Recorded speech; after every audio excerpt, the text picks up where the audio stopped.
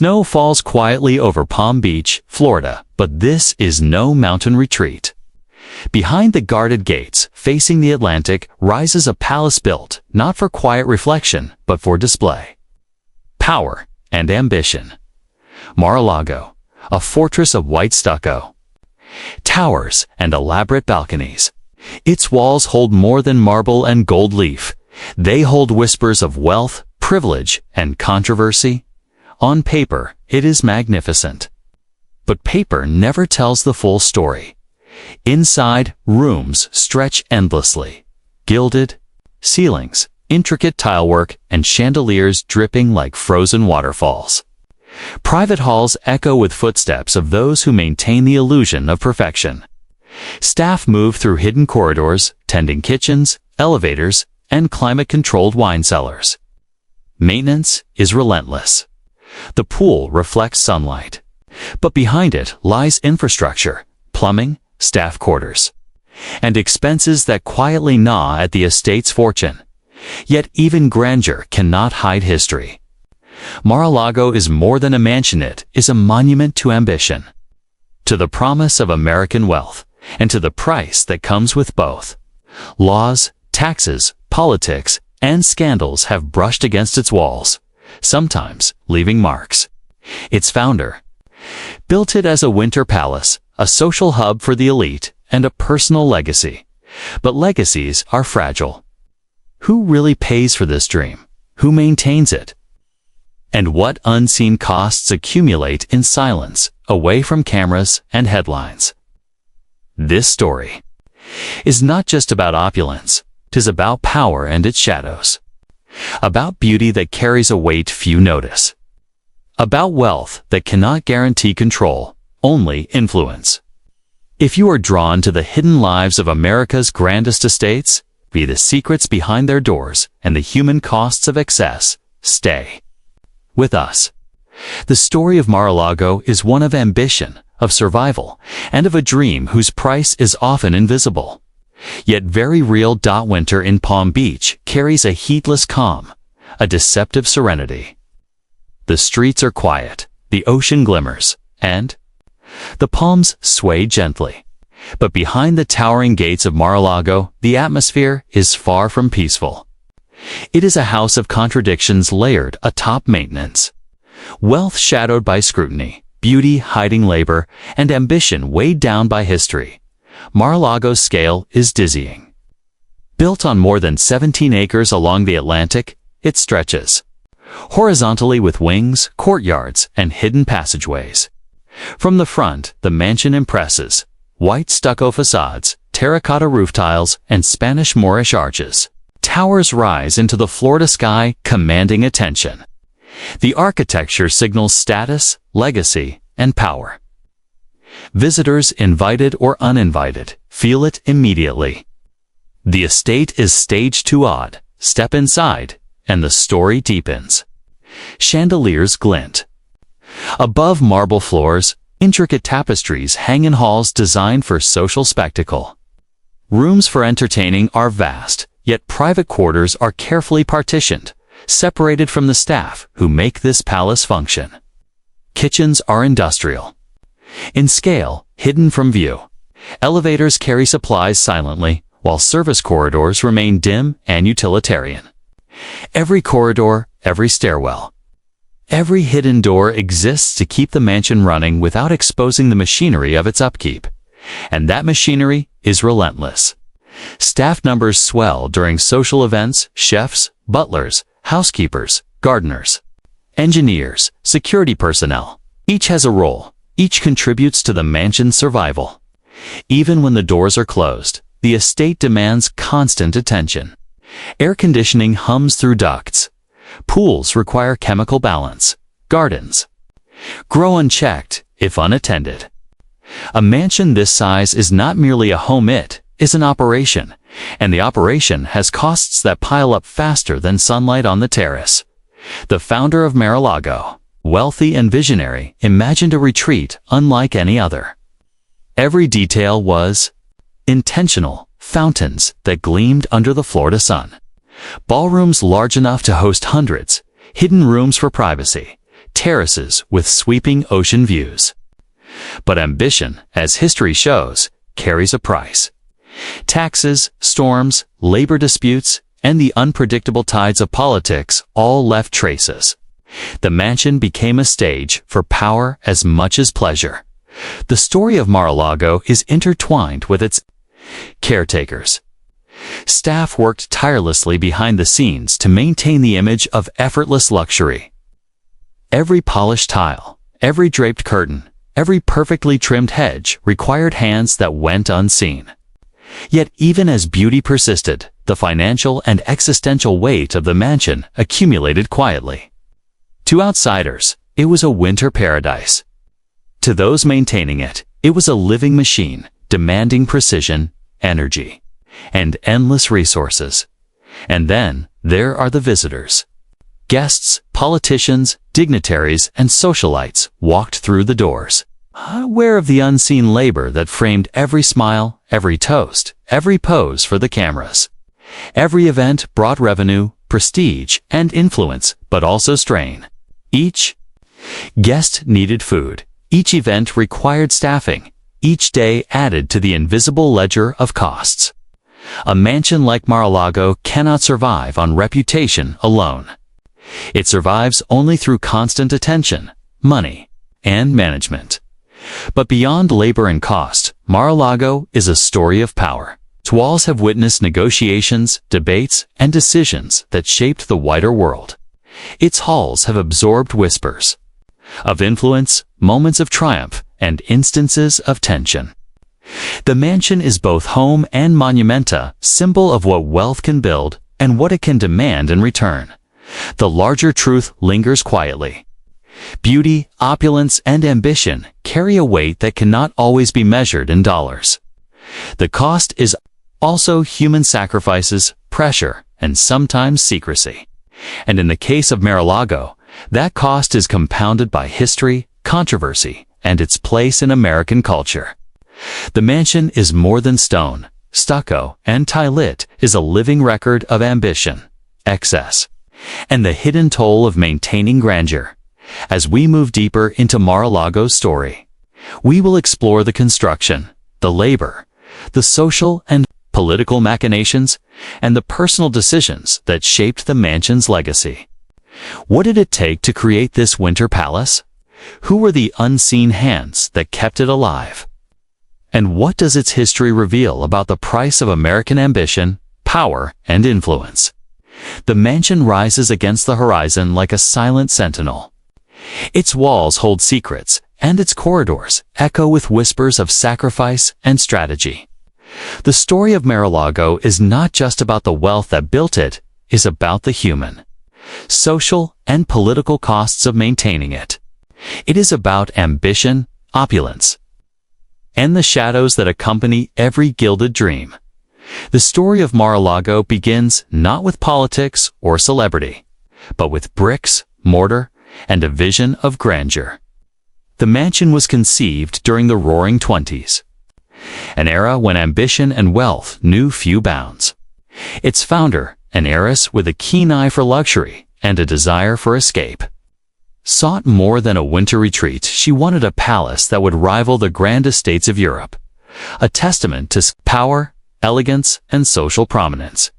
Construction began in 1924, a project that would stretch nearly a decade. Architects and designers were hired not only for their skill, but for their imagination, tasked with blending styles in ways that would stun the eye while serving practical purposes. The mansion's Spanish-Moorish aesthetic was deliberate, chosen to evoke both exotic allure and timeless authority. White stucco walls, red-tiled roofs, ornate arches, and hidden courtyards created an illusion of endless space and grandeur. Every room was intended to impress, every corridor to hint at opulence, every tower to dominate the skyline. Yet grandeur comes at a cost. Construction was plagued by the practicalities of scale.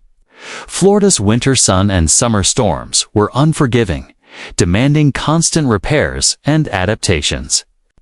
Stone imported from Europe arrived in fragments, fragile and expensive. Laborers worked long hours in sweltering heat, assembling decorative tiles, intricate woodwork, and delicate glass fixtures. Even small errors could set back progress for weeks, and delays compounded costs. The mansion quickly became an exercise in endurance, physically, financially, and socially. Inside the mansion was a labyrinth. Ballrooms could host hundreds of guests under glittering chandeliers. Dining halls were expansive, yet intimate nooks offered privacy for conversation. Secret doors and hidden passages allowed staff to move unseen, maintaining an illusion of effortless elegance. Gardens stretched toward the ocean, meticulously landscaped to create frames for photographs, parties, and promenades. Pools and fountains reflected the sky, capturing the fleeting light of early mornings and sunsets. Every element was theatrical, designed not merely for comfort, but to convey an aura of superiority. But beneath the beauty, cracks began to form. The original heiress underestimated the cost of upkeep. Labor disputes arose as staff demanded fare. Wages, food shipments were delayed, and hurricanes tested the mansion's structural integrity. The estate became a living organism, requiring constant feeding, repair, and attention. Its very existence depended on a complex network of human effort, material resources, and financial input. For every glittering event, there were dozens of unseen challenges that threatened to destabilize the vision. Even as the mansion rose, whispers began to circulate. Locals observed the scale with curiosity, admiration, and sometimes suspicion. Some questioned the extravagance. Others wondered about the wealth required to sustain such a palace in an unpredictable environment. The mansion was, in many ways, a social experiment, a statement of power, status, and visibility in a small but elite coastal town. Its presence challenged neighbors, visitors, and future historians to consider not just wealth, but responsibility. By the late 1920s, Mar-a-Lago was complete, at least externally. Its walls gleamed, its towers reached for the sky, and its courtyards welcomed sunlight and shadow in equal measure. Inside, the mansion hummed with life, though the hum was faint, almost imperceptible to outsiders. It came from staff moving silently along corridors, cooks preparing elaborate meals, and engineers monitoring systems designed to keep the palace functional. Life in the mansion was orchestrated, carefully choreographed, yet fragile. Every chandelier hung at risk, every staircase carried potential danger, every storm threatened disruption. The mansion quickly became a social hub. Dinners, dances, and retreats drew the elite from across the country. Yet each gathering added pressure staff stretched to accommodate, maintenance increased, and secrecy became paramount.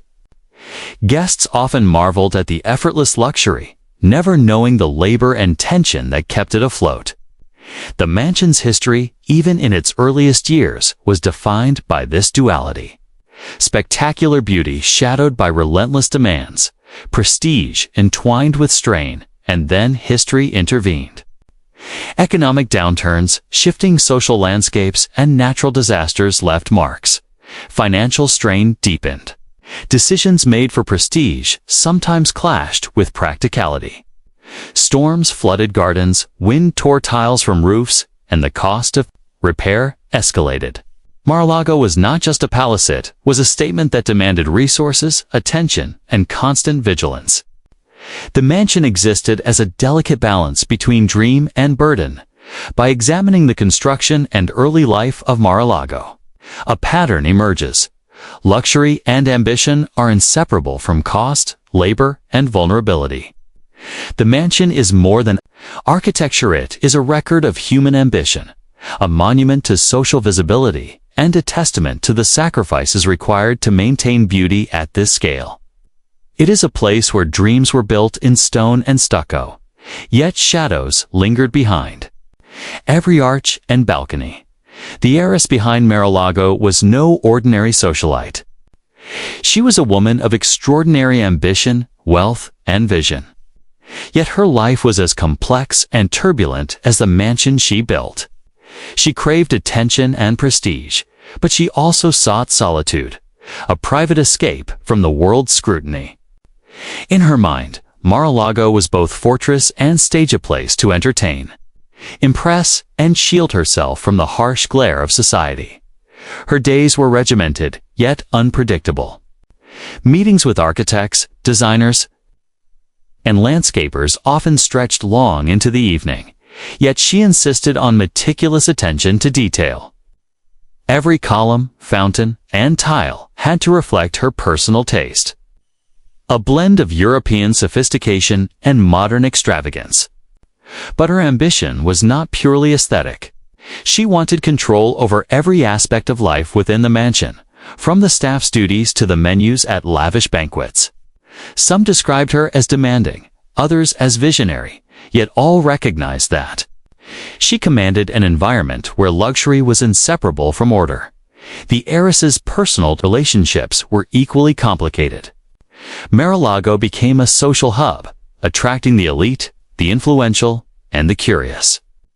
Diplomats, business magnates, and artists passed through its halls, each encounter carefully orchestrated to project influence and status.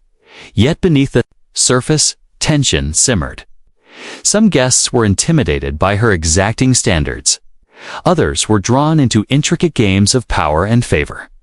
Friendships were tested by social hierarchies.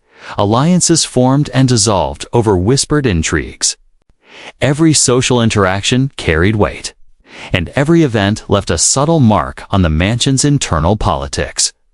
Rumors and scandals followed her life closely.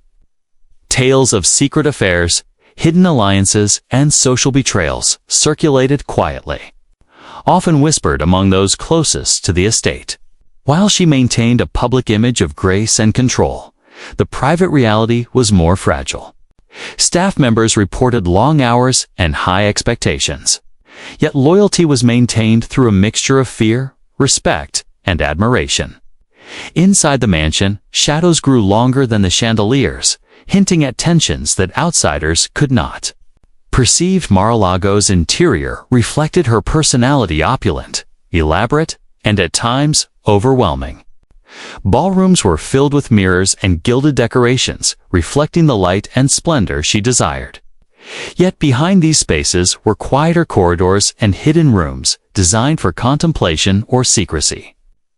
Private libraries, art galleries, and small sitting rooms offered moments of solitude in the midst of grandeur. She moved through these spaces with purpose, controlling not only the physical environment but the psychological atmosphere of the mansion. The mansion was also a stage for her ambitions beyond social prominence. Political figures, journalists, and foreign dignitaries were entertained, often subtly influenced by her hospitality. While outwardly refined, these interactions were strategic. Conversations in hushed corners, gestures of favor, and invitations. Two exclusive events allowed her to navigate the world of power behind the facade of leisure. Her influence extended beyond Mar-a-Lago, reaching into circles of wealth and governance that few could access. Yet, for all her control, the heiress could not completely dominate the mansion's reality. Nature, staff, and circumstance frequently challenged her authority. Hurricanes and tropical storms tested the mansion's resilience, flooding gardens and damaging structures. Staff turnover and labor disputes forced her to negotiate authority and loyalty in ways she had not fully anticipated. Even small mistakes, a delayed meal, a broken fixture, a mismanaged event could ripple outward, threatening the illusion of seamless elegance. Her personal life, like the mansion itself, was a mix of brilliance and strain. She experienced periods of isolation, moments of exhilaration during lavish parties, and deep frustration when reality failed to meet her expectations. Her wealth afforded her power, yet it also carried burdens. Every financial decision had consequences. Every social maneuver left traces. The mansion, magnificent and imposing, mirrored her inner world, lavish yet fragile, commanding yet vulnerable. Mar-a-Lago's gardens, too, bore her imprint. Exotic plants, manicured paths, and private courtyards created spaces for reflection and strategy. Walks through these gardens were moments of calm, yet even here she could not escape the mansion's demands. Maintenance crews, visitors, and the unpredictable Florida climate ensured that control was never absolute. These gardens, intended as symbols of beauty and serenity, were also reminders of the ongoing labor required to sustain luxury by understanding the heiress's personal life and her influence on Mar-a-Lago. A pattern emerges. Power, ambition, and image often coexist with tension, strain, and secrecy. The mansion was not merely a home, it was an extension of her identity, a tangible reflection of her aspirations and vulnerabilities. Every event, conversation, and decision added layers to the mansion's story, intertwining personal ambition. With architectural grandeur, the heiress left an indelible mark on Mar-a-Lago, shaping its early years with vision, complexity, and an unrelenting drive for influence. Yet even as she molded the estate, forces beyond her control social dynamics, natural disasters, and human frailty continued to shape its destiny. The mansion was alive, a repository of ambition, secrecy, and tension, reflecting both the brilliance and the darkness of its creator. By the mid-20th century, Mar-a-Lago had become more than just a private residence, had transformed into a symbol of prestige, power, and controversy. The mansion, with its sprawling gardens, opulent ballrooms, and labyrinthine hallways, attracted attention not just for its architectural splendor, but for the stories whispered behind its doors. Tales of secretive meetings, high-stakes negotiations, and extravagant gatherings began circulating among society's elite, giving the estate a reputation that extended far beyond Florida. Inside the mansion, the atmosphere was always charged with a sense of purpose. Staff members, meticulously trained and constantly supervised, were expected to anticipate every need, maintain an appearance of perfect decorum, and enforce the household's strict hierarchy. Any deviation could lead to reprimands, but it could also fuel gossip among those who served the heiress. The tension between luxury and labor was palpable. For every glittering event, there was an unseen world of effort, strict schedules, and meticulous planning that often went unnoticed by guests.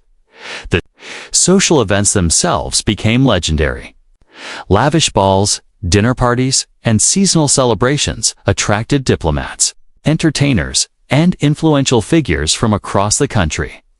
These gatherings were not merely for pleasure. They were carefully orchestrated displays of wealth, taste, and influence. Conversations carried subtle undercurrents of strategy, alliances were formed. Favors were exchanged, and reputations were subtly shaped within the mansion's grand halls.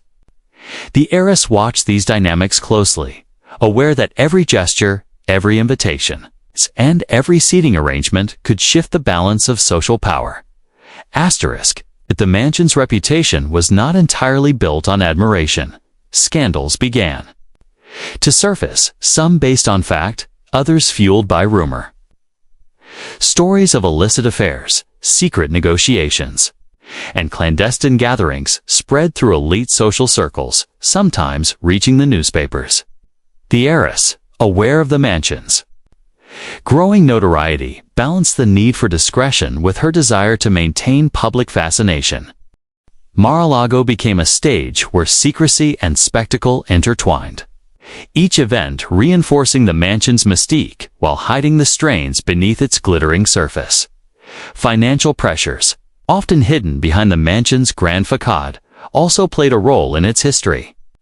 Maintaining such an estate required enormous resources, and decisions about staffing, renovations, and events were never purely aesthetic. Economic realities shaped choices that the public rarely saw, whether it was cutting back on certain luxuries, negotiating with suppliers, or navigating labor disputes. These financial challenges added tension to an already complex environment. reminding all who worked there that the mansion's grandeur came at a price. Natural forces, too, tested Mar-a-Lago's resilience. Florida's tropical storms and hurricanes posed constant threats, battering gardens, damaging structures, and forcing urgent repairs. The mansion's design, while beautiful, could not fully withstand nature's unpredictability. Every storm became a reminder of vulnerability, a stark contrast to the controlled elegance within its walls. Staff and residents alike were forced to adapt quickly, reinforcing the sense that even in a place of opulence, control was never absolute. Personal dramas within the mansion further complicated its history. Relationships between staff, guests, and the heiress were often fraught with tension. Loyalty could shift, alliances could crumble, and minor slights could escalate into larger conflicts. The mansion became a microcosm of social hierarchies, where every interaction carried weight and consequences. Observing these dynamics offers insight into how wealth, ambition, and human nature intersected within Mar-a-Lago's walls. The mansion's physical spaces reflected these tensions as well. Hidden corridors, secluded sitting rooms, and private gardens allowed for moments of quiet reflection, negotiation, or secrecy.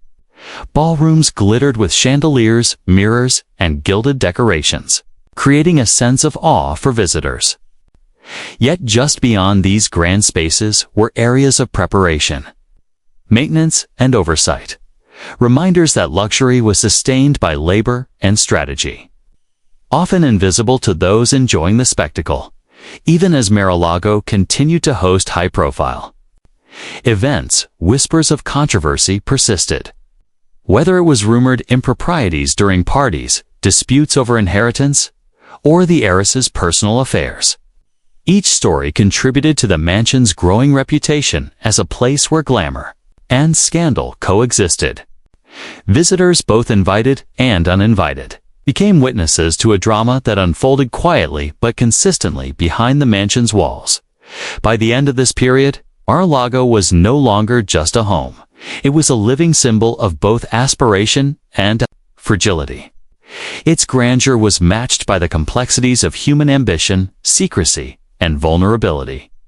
Every lavish party, every scandal, every challenge, from financial strain to natural disaster, added layers to the mansion's dark narrative. It was a place where power and prestige were constantly negotiated, a theater in which the lines between beauty and danger, control and chaos, were always blurred. The mansion's story, rich with intrigue and tension, set the stage for its later years. As time passed, new owners and new events would bring further notoriety. But the foundation of Mar-a-Lago's legend had been established. A combination of vision, ambition, secrecy, and the undeniable human desire to leave a mark that could never be forgotten. As Mar-a-Lago moved further into the late 20th and early 21st centuries, its role shifted from a private social haven to a stage for political maneuvering and high-profile intrigue. What was once primarily a residence became a venue where power, influence, and ambition intersected with the mansion's already dark mystique. The estate's opulent ballrooms, gilded columns, and sprawling terraces began hosting meetings and events that would reverberate far beyond Florida's shores. Visitors to Mar-a-Lago were no longer only celebrities or socialites. Politicians, lobbyists, and international figures increasingly found themselves navigating its labyrinthine halls. The mansion's allure was undeniable. It was a symbol of wealth and taste.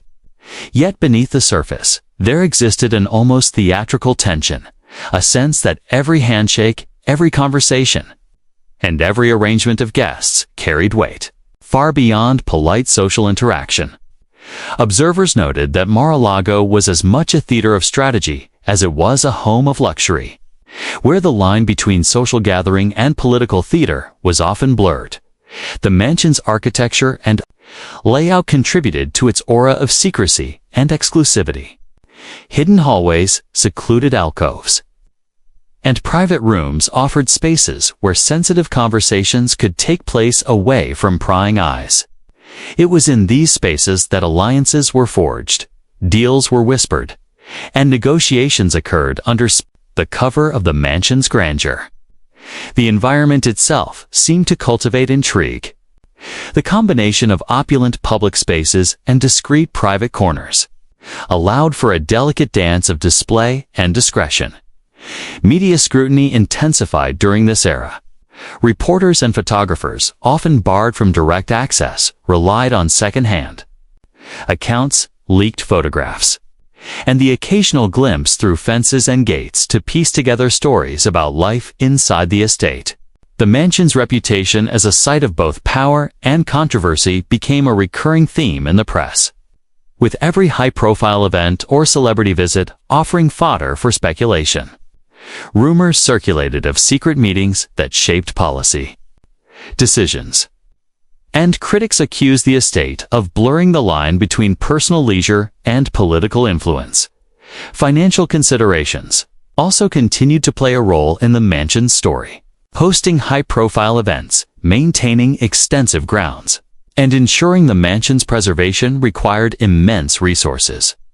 Decisions about funding, staffing, and renovations were closely intertwined with the estate's public and political role. The management of these financial pressures revealed the tension between appearances and reality. While guests experienced lavish luxury behind the scenes, careful planning and negotiation ensured that the mansion remained operational and financially viable. Security measures became increasingly sophisticated. The presence of political figures and international dignitaries meant that Mar-a-Lago had to adapt to a heightened level of protection. Surveillance systems, controlled access points, and discreet personnel were integrated seamlessly into the mansion's aesthetic, ensuring that safety did not disrupt the illusion of elegance. Yet the ever-present awareness of potential threats only added to the mansion's tension, a constant reminder that power, luxury, and danger were inexorably linked. Personal dynamics within the estate added another layer of complexity. Staff members, event organizers, and visiting dignitaries operated within a system of strict hierarchies and expectations. Loyalty and discretion were paramount, and the consequences for missteps could be severe. Meanwhile, the mansion's high profile owner was acutely aware of the optics of every gathering, carefully curating interactions to maintain both influence and reputation. These human dramas, the subtle negotiations of ambition, ego, and strategy, contributed as much to Mar-a-Lago's infamy as its physical grandeur. Controversies surrounding the mansion multiplied. Allegations of improper conduct, conflicts of interest, and political favoritism became part of the narrative surrounding Mar-a-Lago. Each scandal fed public fascination, reinforcing the mansion's status as a symbol of excess, secrecy, and power.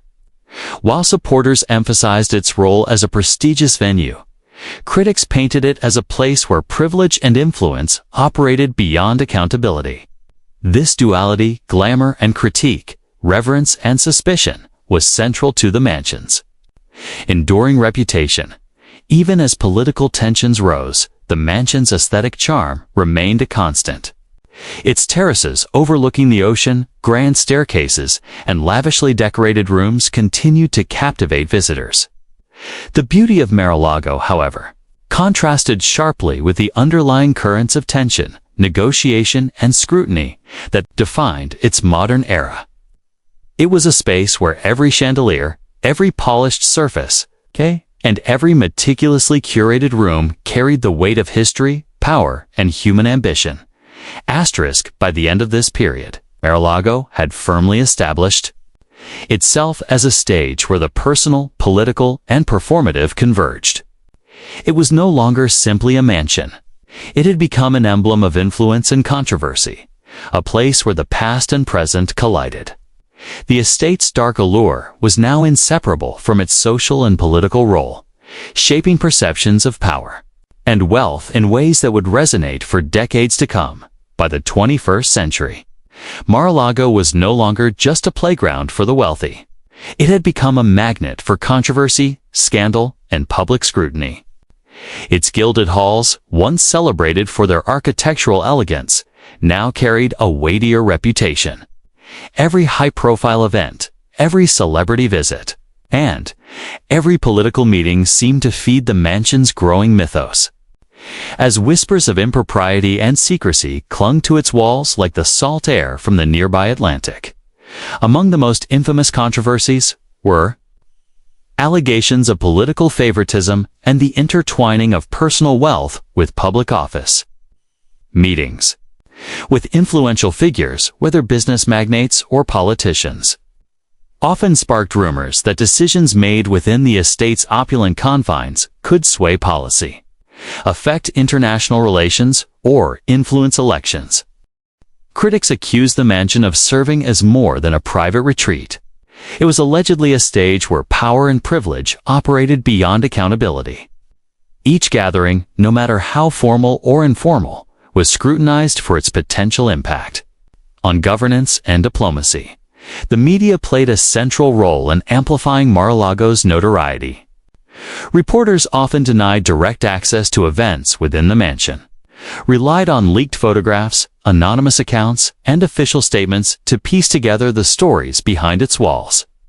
Every image of the estate, from its grand staircases to its sunlit terraces, was dissected for clues about who met whom, what discussions took place, and what influence might have been exerted. Public fascination grew with each revelation, fueling a cycle of speculation, outrage, and intrigue that ensured the mansion remained in the spotlight. Security incidents further fueled Mar-a-Lago's dark reputation. The presence of political figures and high-profile guests necessitated an increasingly sophisticated security apparatus, including surveillance systems, controlled access points, and on-site personnel. Despite these measures, rumors of breaches or lapses, whether minor or significant, never failed to capture attention. These incidents heightened the mansion's aura of danger, blending the realms of real-world risk with the metaphorical tension of secrecy and power that permeated every corner of the estate. Social scandals also cast long shadows over Mar-a-Lago. Allegations of inappropriate behavior, disputes among guests, and internal staff controversies periodically emerged, creating waves in the press. The mansion, despite its carefully curated elegance, could not escape the human drama that inevitably accompanied extreme wealth and influence. Staff members, guests, and high-profile owners alike operated in an environment where loyalty, discretion, and optics were paramount. Missteps were not merely personal. They had the potential to become public spectacles, feeding the mansion's reputation as a site where litigio, privilege, and power intersected with risk and scandal. Financial controversy added another layer of intrigue. The mansion's upkeep required massive resources, and its high-profile events were often scrutinized for their funding sources, tax implications, and the blending of personal and institutional interests. Questions arose about the financial structures supporting the estate, with critics suggesting that its lavish lifestyle could sometimes obscure underlying economic realities. The opulence of Mar-a-Lago, though dazzling, was inseparable from the careful and sometimes controversial management of its finances.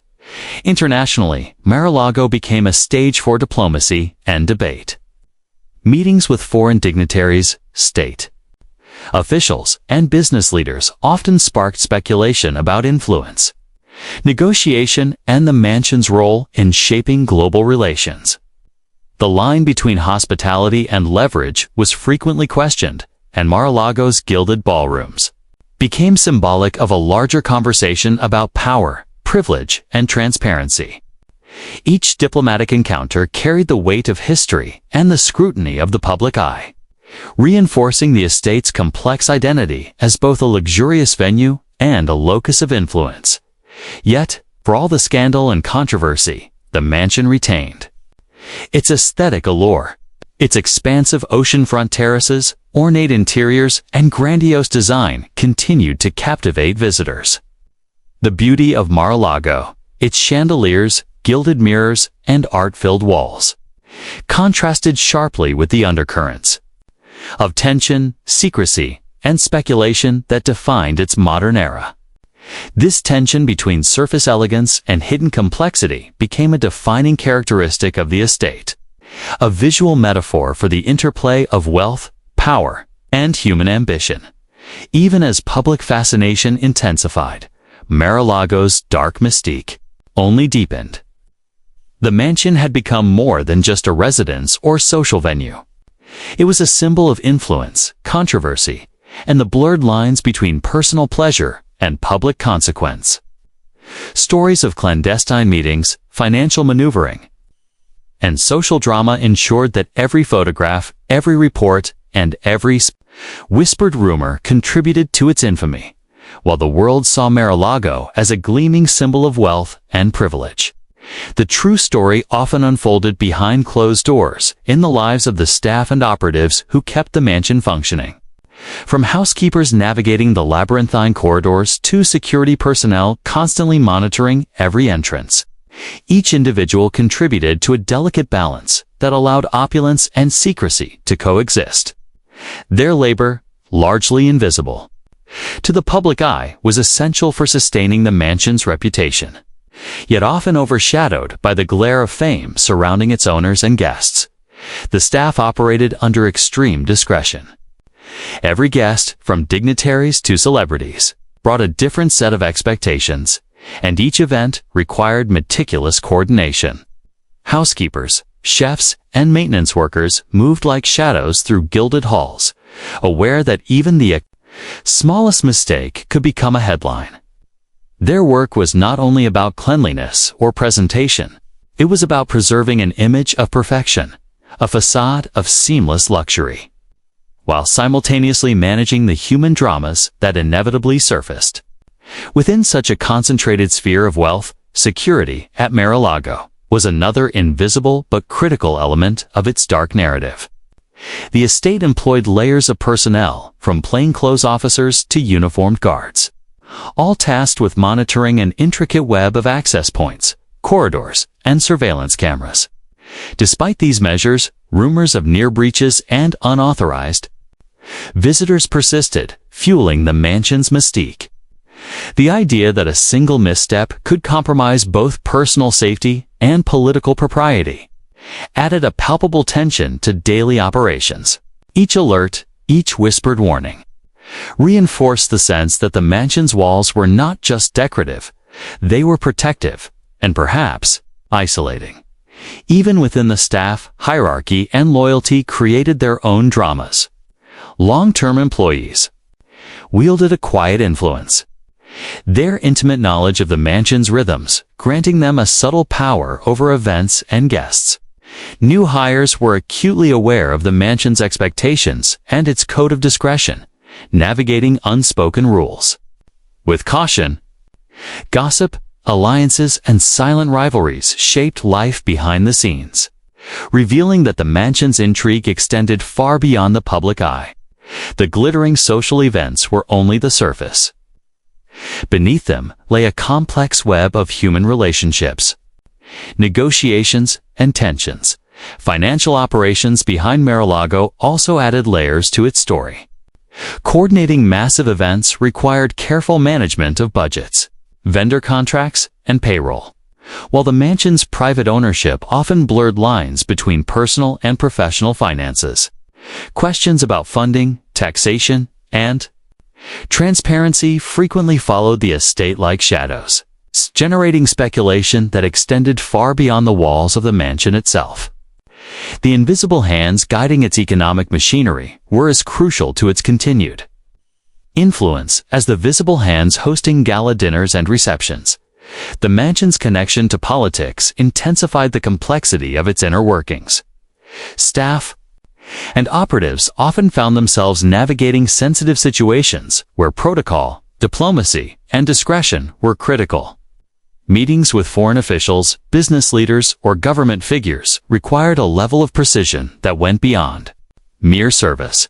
It demanded understanding the subtle power dynamics at play. Every arrangement, from seating charts to timing of arrivals, carried weight. A small misstep could ripple into public controversy or diplomatic tension.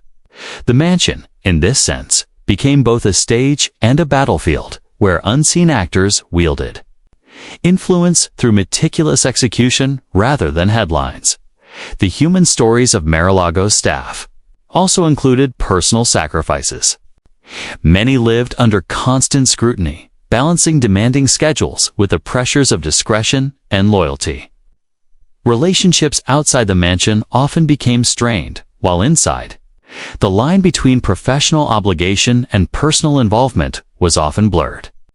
The glamour of proximity to power was inseparable from the stress, uncertainty, and moral dilemmas that accompanied it. For those who worked there, Mar-a-Lago was not merely a workplace. It was a high-stakes environment where fortunes, reputations, and even national conversations intersected despite the hidden labor. Mar-a-Lago's outward image continued to captivate and awe. The contrast between the mansion's dazzling public persona and the shadowy, complex inner life of its operation added to its dark allure. Every event was carefully curated, every corner meticulously maintained, yet the unseen stories of staff, security, and operations reminded the world that perfection was a carefully constructed illusion.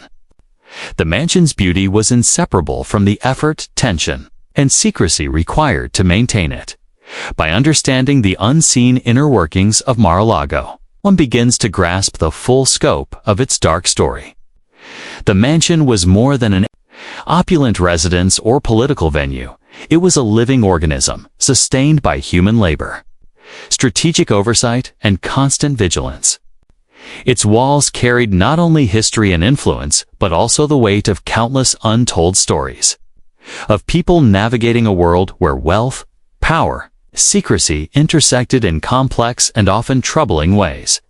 As we move to the final module, we will reflect on Mar-a-Lago's legacy, the consequences of its infamy, and the lessons its story imparts about privilege, power, and the darker sides of American history. As the sun sets over the sprawling grounds of Mar-a-Lago, the mansion stands as both a monument and a cautionary tale. Its walls have witnessed the convergence of immense wealth, power, and influence. Yet behind the glittering facade lies a more complicated reality. The stories of those who built, maintained, and navigated this world reveal the mansion's true character.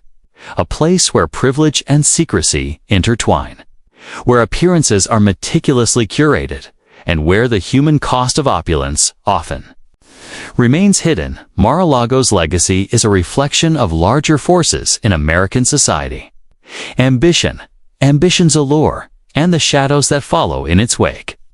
It demonstrates how grandeur can captivate the imagination while concealing tensions, sacrifices, and moral ambiguities beneath the surface. From the labyrinthine halls that hide the labor of countless staff to the opulent rooms where history quietly unfolded, the mansion embodies the contradictions of fame, wealth, and power. For all its beauty, Mar-a-Lago also serves as a reminder that even the most iconic places carry unseen stories.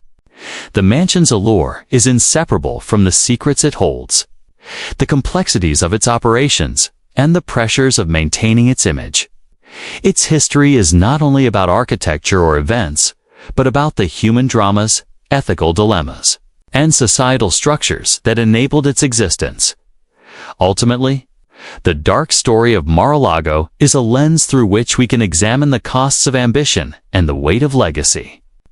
It challenges us to look beyond the surface, to consider what is hidden behind grandeur, and to question the true price of power. The mansion, in all its magnificence and mystery, reminds us that history is never just what we see. It is also what lies in the shadows.